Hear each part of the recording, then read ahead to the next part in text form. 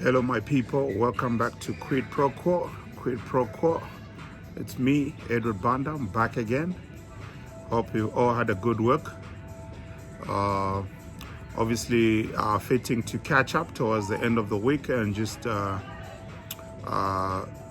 provide you those info tips that you all need to become financially savvy and make sure that you're managing your hard-earned cash and assets, protecting them and making sure that there is enough left over to pass on to the next generation. For new viewers, subscribe, welcome. For the new viewers, we welcome you to Quid Pro Quo.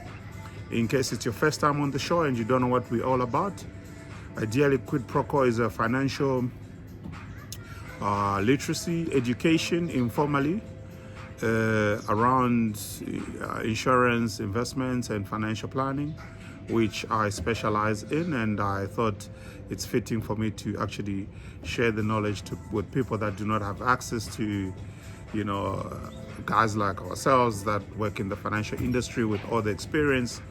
I can only do better, but to impart the message down the line. And being Mandela Day, I suppose it's my duty as well as a professional in the financial space to share this knowledge and info tips and make sure that we can educate and empower our economies to learn how to manage their monies effectively, tax minimization, and making sure that if you're buying assets, you protect these assets and that your money must work for you, so to speak.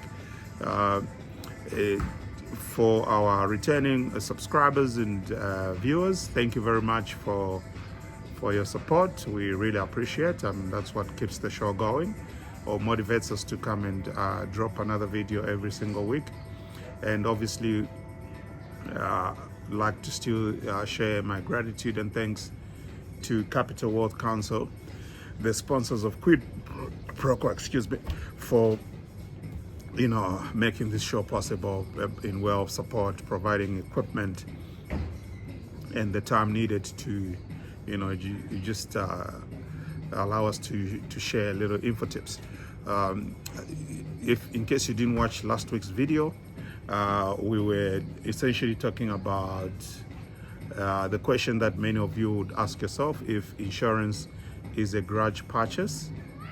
And because insurance is a very broad subject or industry, there's different types of insurances. So I thought it was better, for clarity's sake and not to confuse everybody that are not very well vested in the insurance space, that we break the conversation into maybe 2 or 3 parts, depending on how far we go. And just to recap, last week we touched on the long-term insurance, which talks about your life insurance, severe illness, disability, and even medical aid, for instance, and how those scenarios can be an essential purchase or a grudge purchase. And just to recap, so you follow, if you only watching Quid Pro Quo from this video, I would encourage you to go and watch our previous video and just carry the conversation. But you can start from here.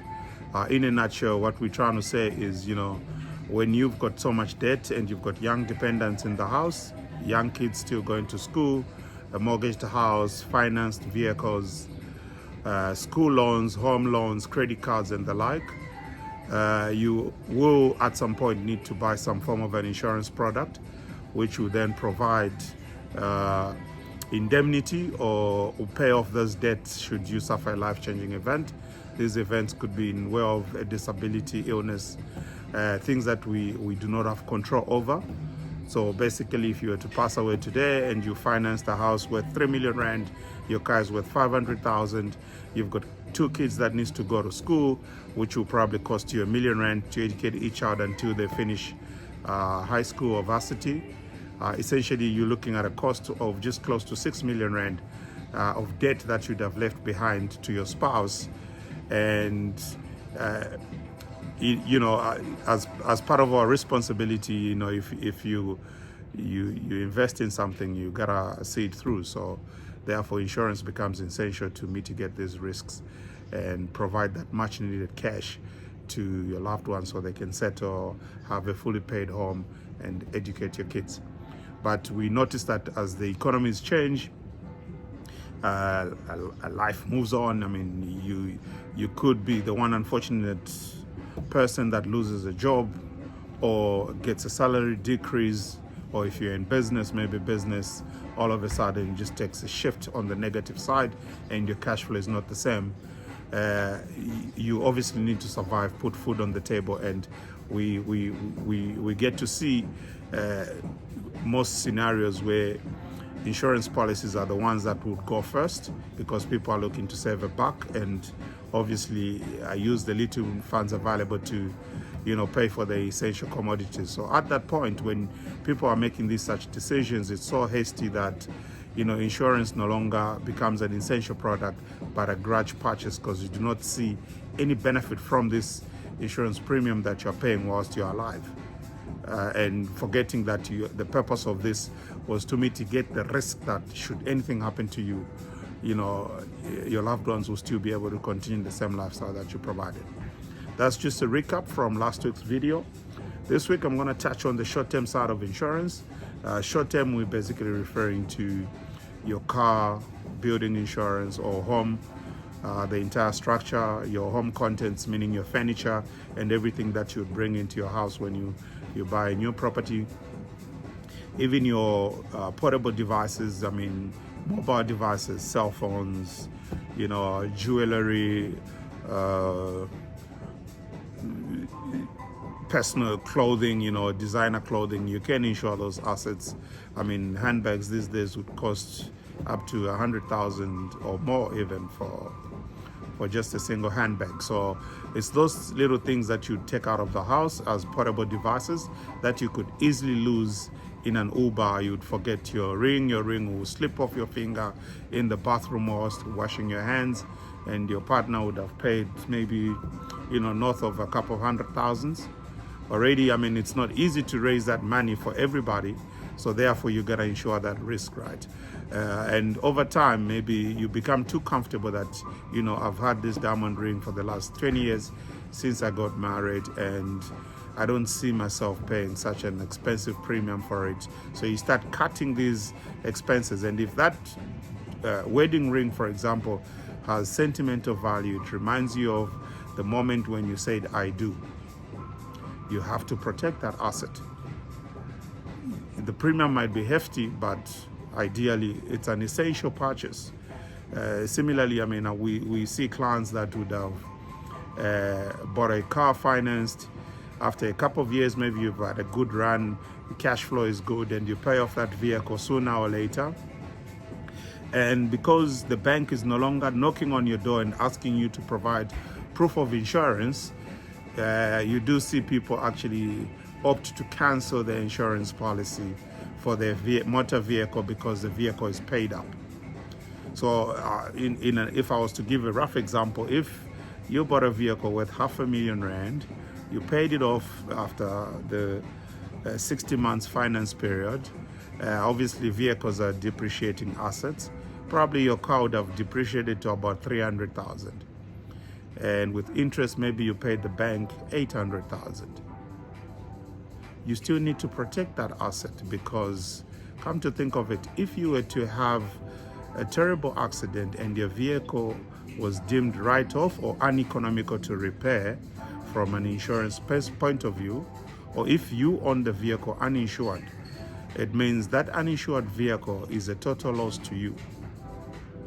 Meaning, you'd have actually spent 5 years, 60 months of your time collecting assets, paying for this asset that you actually do not own because of lack of insurance, for instance, because insurance, again, gets deemed as a grudge purchase. And like I did mention in my last video, I always encourage, before you make any financial decisions or changes to your insurance contracts, always try to seek the services of a qualified advisor who can then maybe give you options on how you can either lower the cost, shop around for better deals in the market, or even look for alternative insurance, maybe like a limited cover that will provide maybe coverage should your vehicle get stolen or catch fire, if you think you are confident enough to be a good driver and avoid any accidents in the road. But I think the gist of this conversation is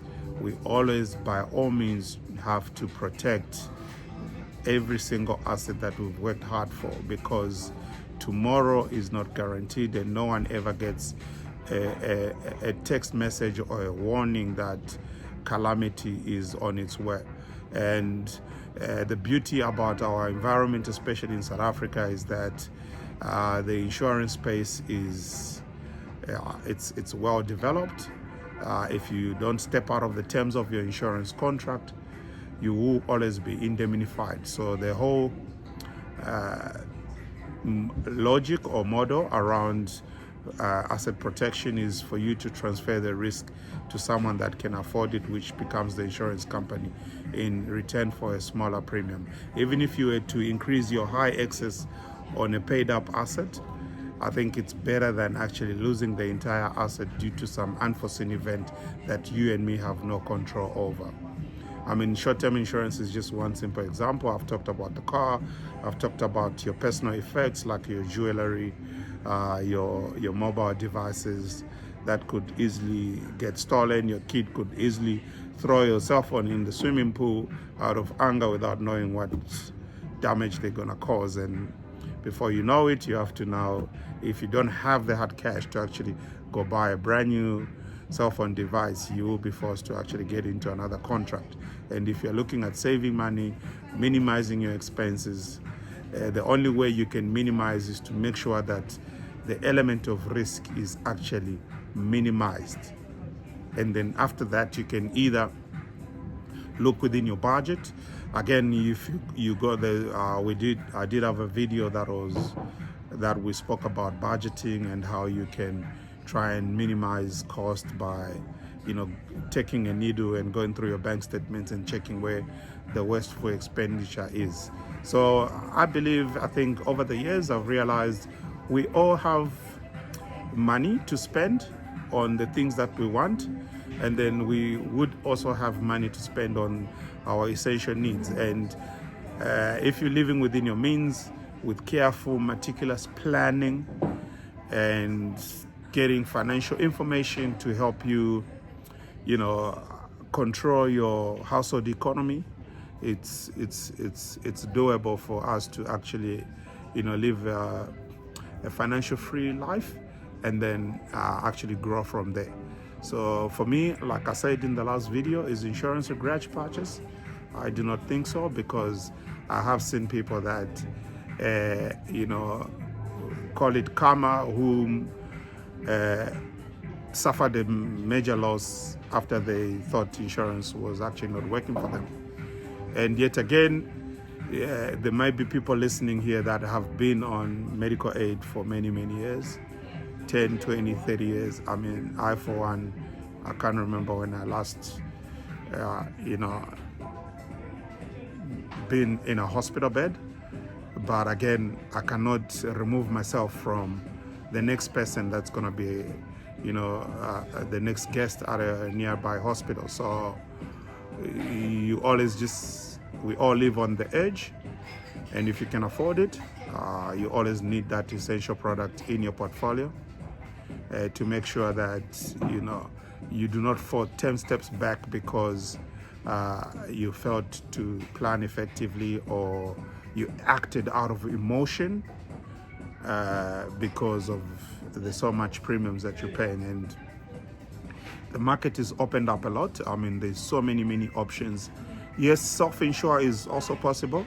You can self-insure yourself, provided you're willing to stash out some money on the side, which you can always fall back should that, life-changing event were to occur. If there are any topics that would be of interest that you'd want us to shed more light on, be sure to leave comments down below and subscribe to the video to Quid Pro Quo, so you can be the first to be notified whenever we upload new info tips. And I just want to thank you for your time listening in.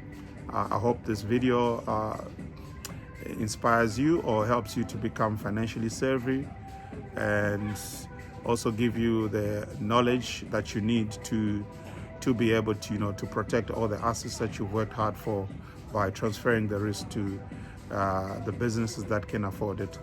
And please don't forget to like, subscribe, and comment down below, and I'll see you in the next video.